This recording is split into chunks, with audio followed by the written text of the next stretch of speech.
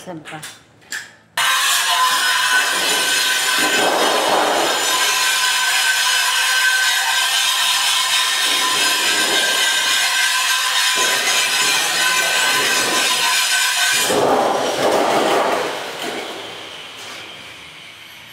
Isang ano na yan dito?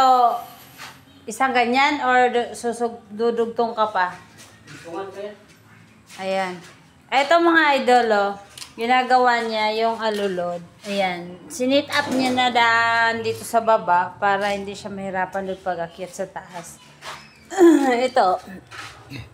Ito siya. Yung sanipa.